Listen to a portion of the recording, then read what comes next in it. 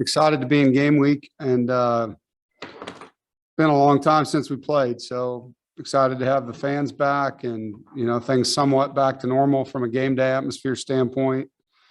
But more than anything, just excited to get the season started with this staff and group of players. As a head coach, I'm really proud to be a part of such an experienced staff, and we have 299 years of coaching between us on our coaching staff, and it's a great group of guys to work with. A group that cares a lot about each other, likes to have fun together, and does it for the right reasons. And we get to work with some fantastic young people. I mean, it's a team that has grown together over time, and definitely understands the commitment and what it's like, being at practice with them today and just seeing how they're handling game week. It's a much more mature football team than we've had that way. And it's a day at a time journey with these guys. And that's what they want it to be.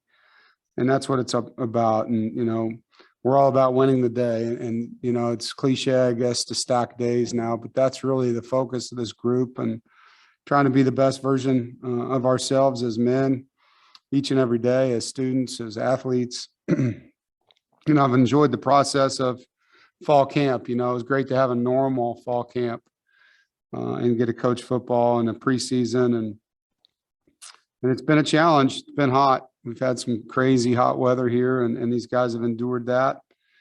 And so nice to play a night game Thursday and not have the sun on our necks for a day. And looking forward just to seeing them get to go out there and compete against somebody else. I know they're sick of hitting each other, but it's time to test our mettle and, see where we're at and what we need to work on, and what we've grown, where we've grown. It's the first opportunity and test of the season, and we're excited to play a very athletic South Florida team, an experienced team. They had a new coach last year who we're very familiar with, when he spent all his years at Clemson and did a great job there as an offensive coordinator. And they're in year 2 with him. And so, I know what that's like. First year in a program is difficult, and they've got a lot of players back, but they also have a lot of transfers that they've brought in.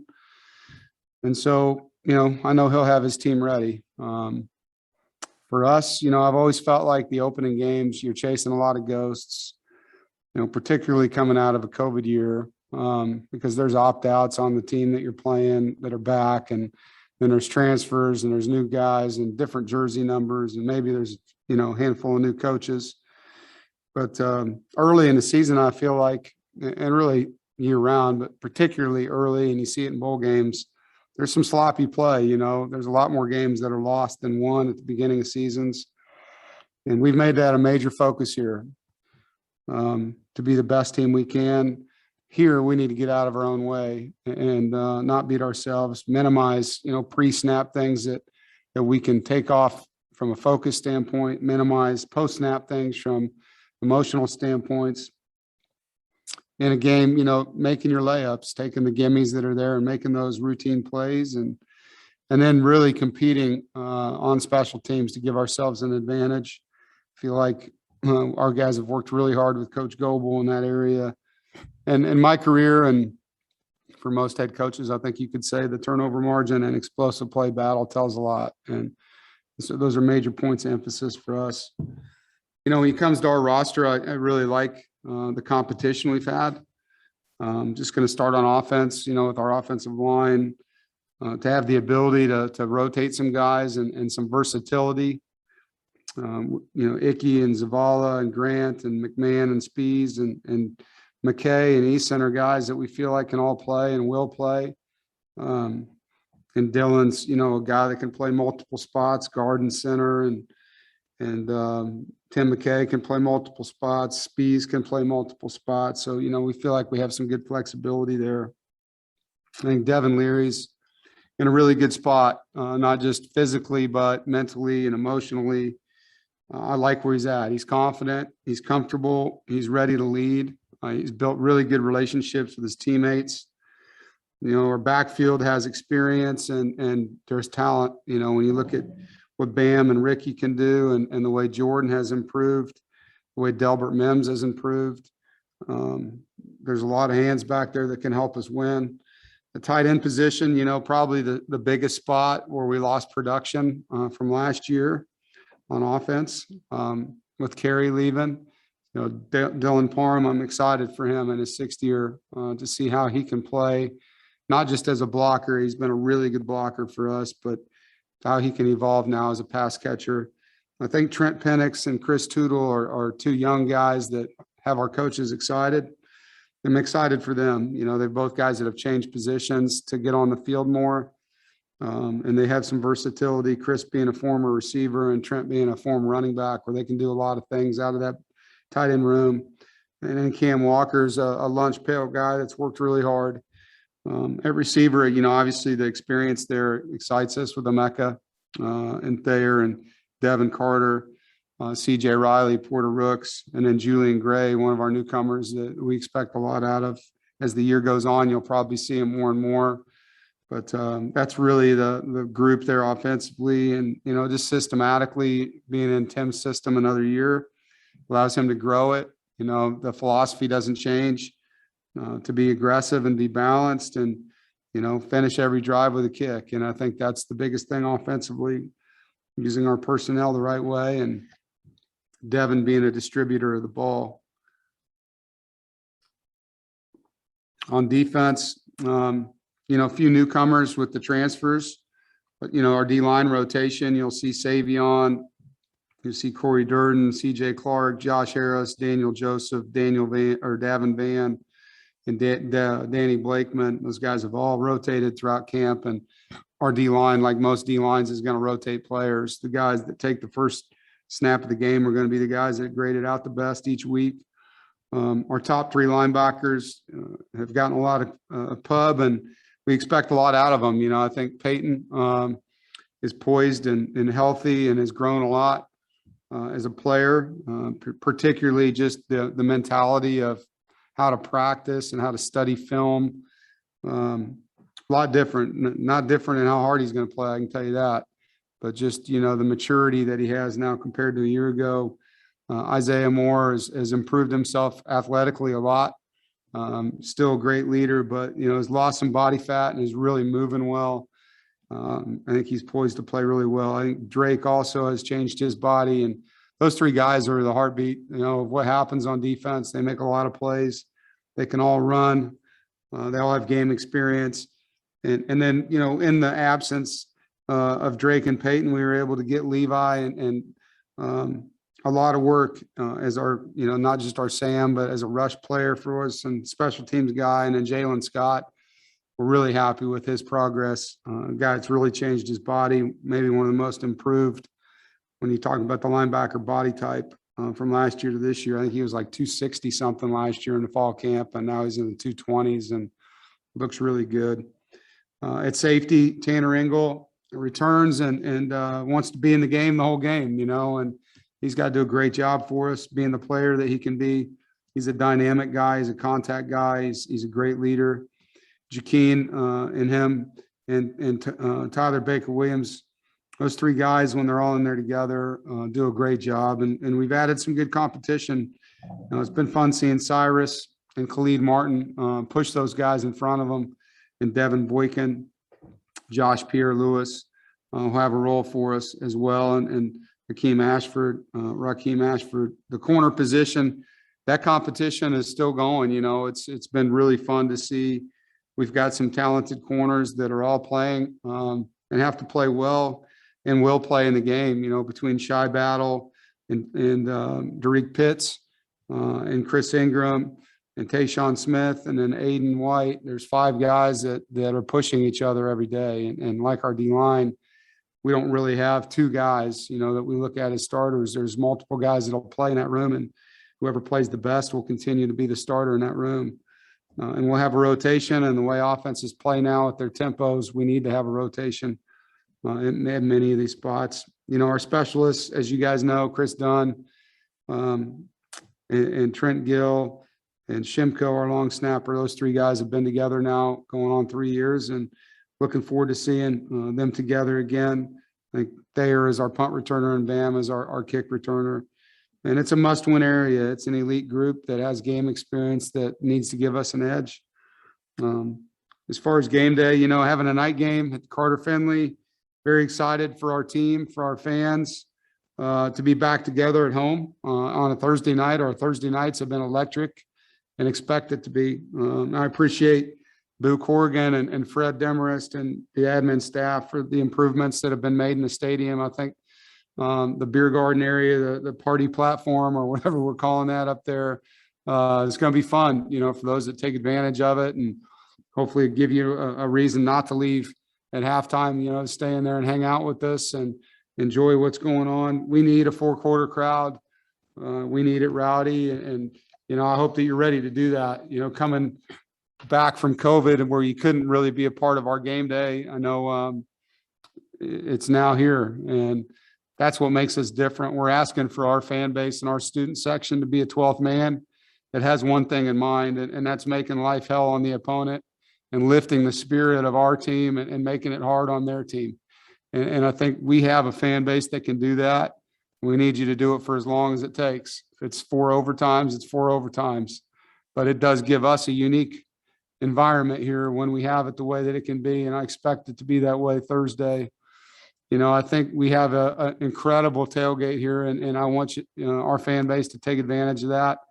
And then I want them to be in the seats for 4 quarters, cheering on this team that has worked their butts off for you, and make game day something that other fan bases should be jealous of. I think that's something we should strive for as a fan base.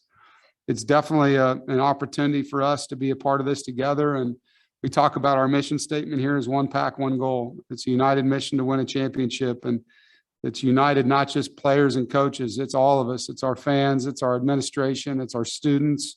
It's our players and our coaches working together to get these 7 home opportunities to be uniquely special.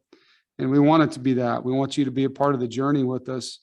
And, when we come out of that tunnel, whether it's for the first quarter or the third, it matters. It matters a lot to our young men. And so, again, you can hear the passion in my voice asking for your help with an incredible season, coming off of the most difficult season in my life as a player or coach.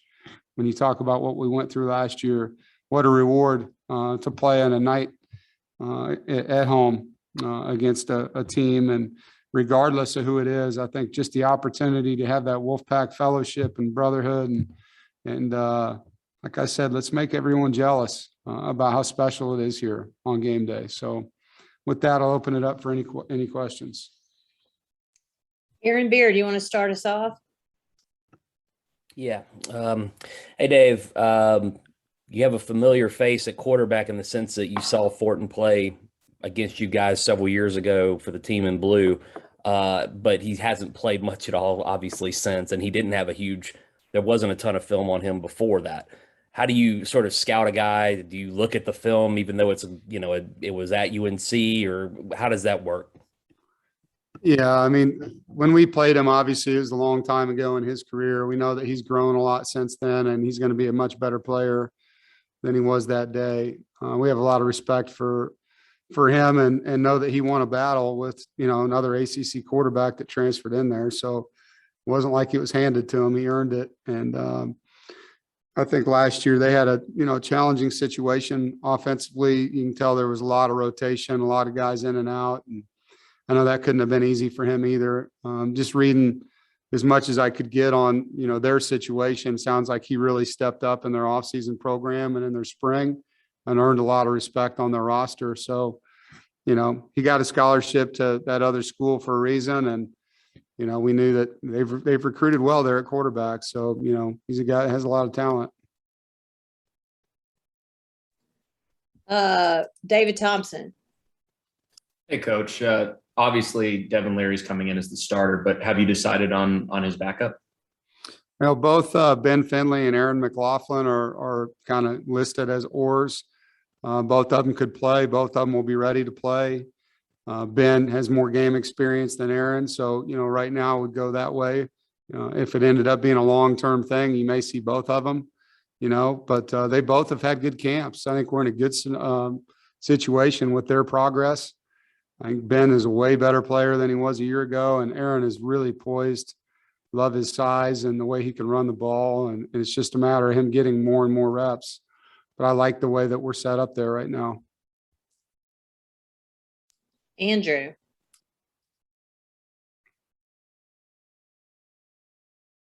Dave, you mentioned having that game day atmosphere at Carter Finley Stadium back. You've got some guys, some guys who played last year that were transfers into the program or freshmen who really have never had a chance to experience that in full before. How excited are you for them going into this game?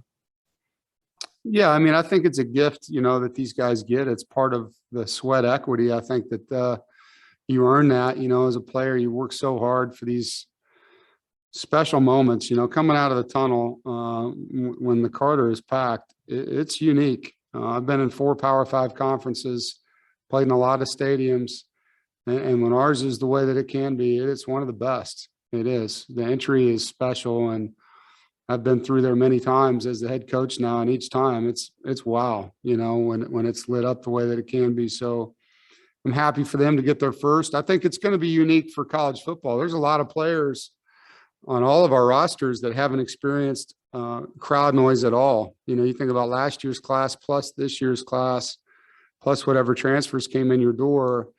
In some cases, it may be half of a team that hasn't played in front of a loud stadium before. So how teams can handle that is going to be part of the challenge this year for road teams. Gibby. Yeah, Coach, you said this is a mature team. Can you kind of elaborate on that and how, if it is a mature team, how does that maybe help the coaching staff and how you guys coach? Yeah, well, I think last year they stepped up in a big way, leading each other through that quarantine time, and that showed a lot of maturity. How we handled the day-to-day protocols through COVID showed a lot of maturity.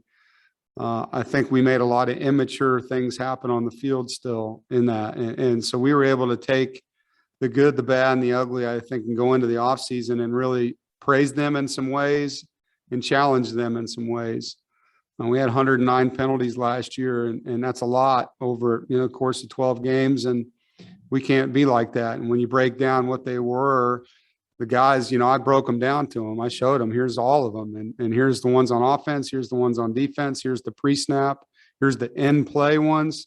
And then here's the post-snap. And, what can we do to fix this? And so those guys were really diligent about wanting to fix it. We had officials at every spring practice. We had officials at every fall camp practice. And we were throwing the yellows at them, and then we were talking about them. And so hopefully that'll bleed into this formula for winning that we believe in here. Because I think, you can make it harder to win on yourself than, and that, in my, the way I look at it, it's immature. When you're having pre-snap focus penalties and post-snap emotional penalty, that's immature football. And so that's where I'm hoping you see it. We did see it in our second scrimmage. We saw a huge improvement. So hopefully that'll carry over to game day. Corey. Dave, I know you talked about having all of your assistants back, with the exception, obviously, of George McDonald. You bring in Joker Phillips. You said 299 years of experience. How much more confident do you feel at this point compared to last year, not only having most of those guys back, especially at the lead in terms of offensive and defensive coordinator, as far as the install is concerned, but also knowing who your opponent's going to be in week 1 for several months now at this point? Yeah, it's a way different setup. I mean, we had 3 different teams we were going to play in the opener last year, and 1 month from the season start, so that was crazy. But, Coach Gibson and his staff have now been together with him as the coordinator 2 years. Tim and his staff have been together for 2 years. Joker is new, but Tim had worked with Joker previously. Coach Roper had worked with Joker previously. So, there's a lot of continuity in there, and we've done a lot of things from a staff building standpoint, whether it's just our coaches hanging out or our coaches and our coaches' wives hanging out. We've done a lot, to get close with each other and feel really good, going into the season. These guys have been through a lot in games, whether they were coordinators or position coaches, or in Joker's case, he was a head coach, so they've seen a lot. And so for me, it's great to have those kind of guys in the room with me that can, hey, coach, have you seen this? I saw this today, made me think about something that happened to me in 2006 and wanted to share this story with you. Maybe it's something that can help us. Charlie Wiles, is got a lot of coaching in him. He can, hey, Coach Beamer did this one year, thought it was really good, so it's been nice having that kind of sounding board. And obviously Ruffin McNeil and I, spend a lot of time talking about things, not just with the team, but with staff things, things that he's seeing with coaches or that I'm seeing and asking each other's opinion of them. Thank you. Yep. Brett. Dave, I know it's only one of 12, but last year that opening game against Wake Forest really kind of set a tone for that you guys just picked up on and built on. How important is it to get off to a good start in that first game and to really set a tone for the rest of the season? Well, I mean, it's obviously helpful to do that, but it's not going to always be that way, Brett. We got to go out and do everything we can to make it go our way. And, Wake Forest, we had a heck of a game last year, but that was last year. Whatever this first experience is, we're going to have to grow from it.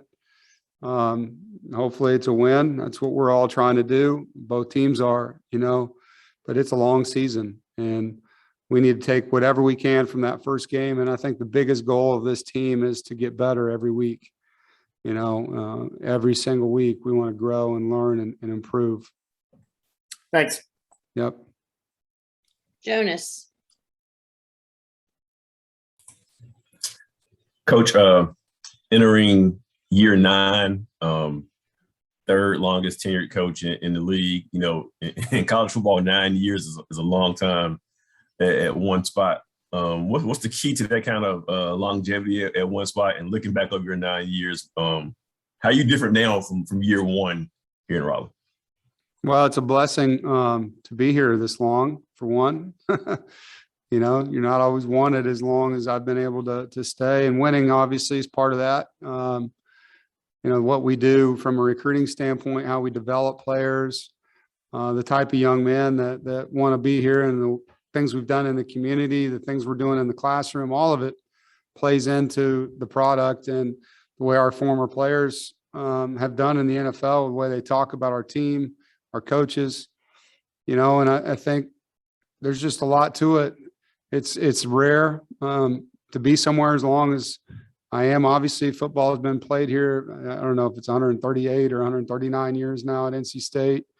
To be second on the list of tenured coaches at this university, I think says it all. It's hard to do. One of my best friends, Chris Ash, coaches in the NFL now, used to be the head coach at Rutgers and the coordinator at Ohio State. And we were together at Wisconsin and Drake. We were talking on the phone earlier this summer, just talking about the NFL and how that is. And we're talking about college. And he's like, dude, you're almost at a school for a decade. And I just started laughing. I mean, it's hard, because I still look at myself as somewhat of a young coach.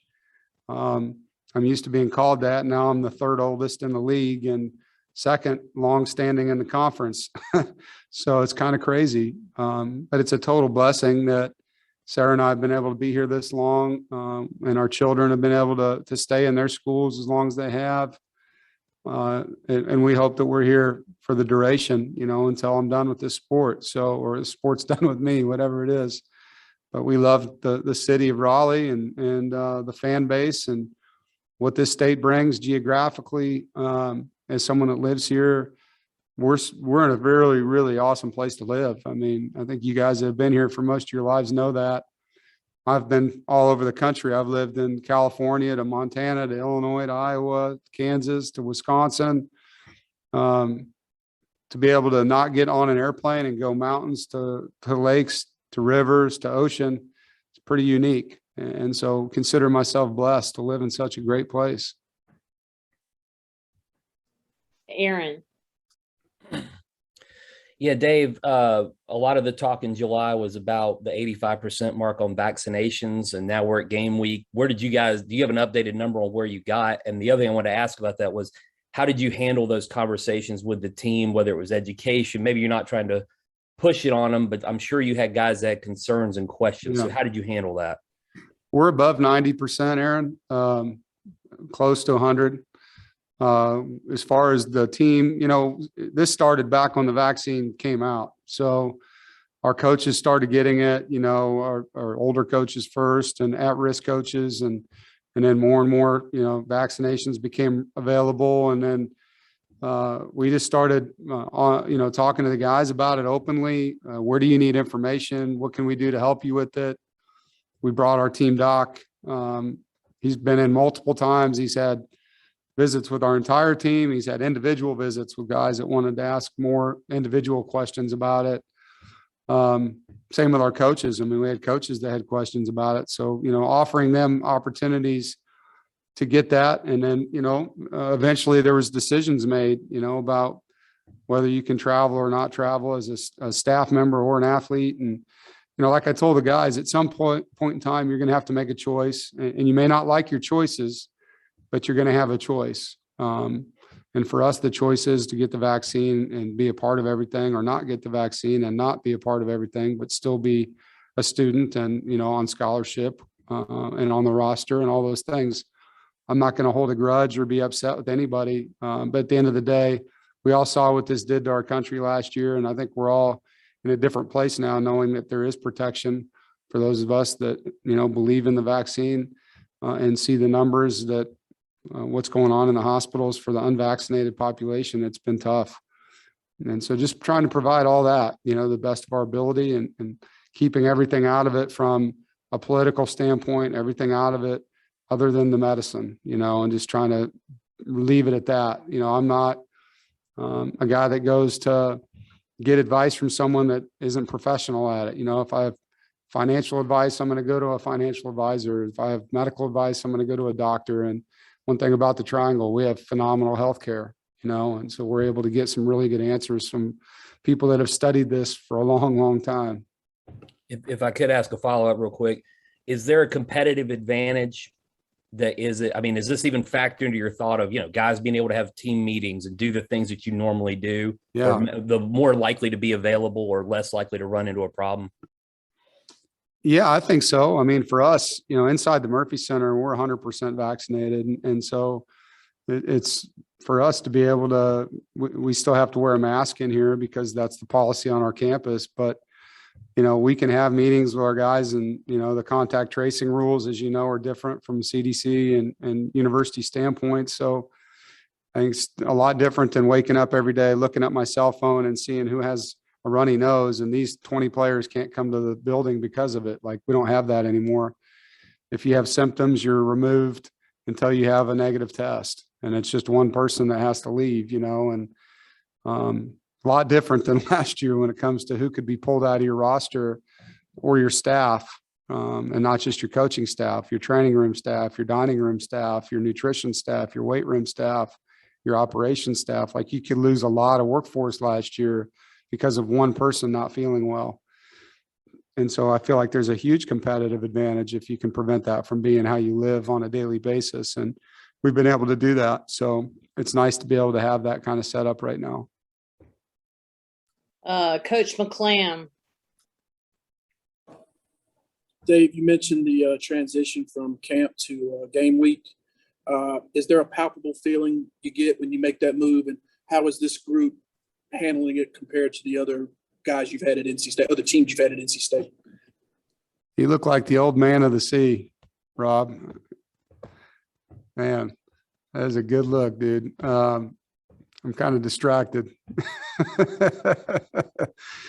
Yeah, from transition to fall camp into game week. At this point, Rob, they're so sick of not playing. Like, they want to play a game. They're at that point and going to practice. They value practice. They know they need practice, but they do want to see where they're at and compete at this point. And they've handled it well. I think the one thing that's been unique or fun, I guess you would say, as a coach, is watching them coach each other now and teaching some of the younger guys how to study film. I think that was something at Wisconsin that I learned as a coach. That was kind of just the way things were at that university. The players came in and studied a lot of tape, and they demanded it from each other. And I've shared those stories with our players here, and you see it now in them. They want to be great, and they understand that the guy behind them may have to play, and he better know what he's doing. And so watching how they handle each other that way has been a lot of fun. Is that Joe Giglio?